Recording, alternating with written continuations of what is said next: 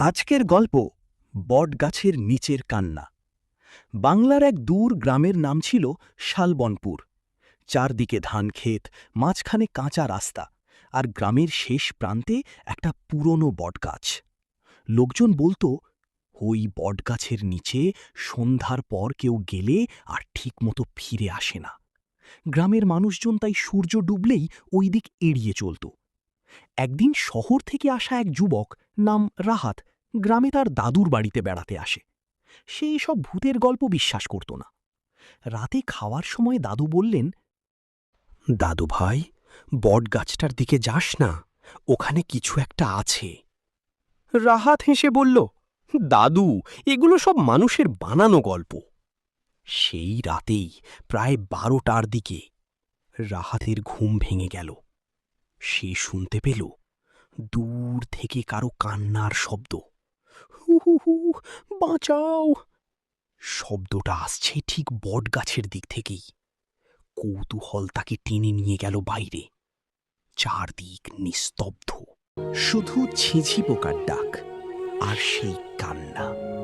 রাহাত ধীরে ধীরে এগিয়ে গেল বটগাছের দিকে। গাছের কাছে পৌঁছাতেই সে দেখল একজন সাদা শাড়ি পরা মহিলা মাথা নিচু করে বসে কাঁদছে। রাহাত বলল, আপনি কে? কেন কাঁদছেন? মহিলাটি ধীরে ধীরে মুখ তুলল। মুখটা ছিল ভয়ঙ্কর ফ্যাকাশে, চোখ দুটো একদম কালো।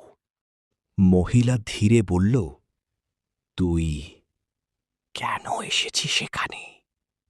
হঠাৎ চারপাশের বাতাস ঠান্ডা হয়ে গেল। রাহাতের শরীর কাঁপতে লাগল। মহিলাটি হঠাৎ চিৎকার করে উঠল, আমাকে কেউ বাঁচাতে আসেনি, তুইও পারবি না।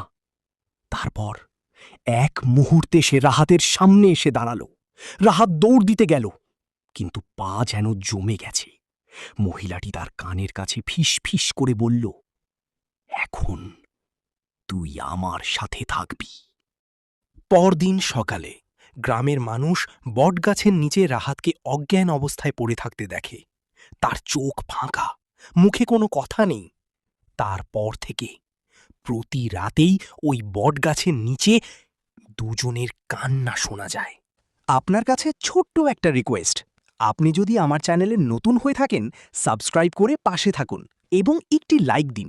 আপনার একটি লাইক ও সাবস্ক্রাইব আমাদের আরও ভিডিও বানাতে উৎসাহ দেয়।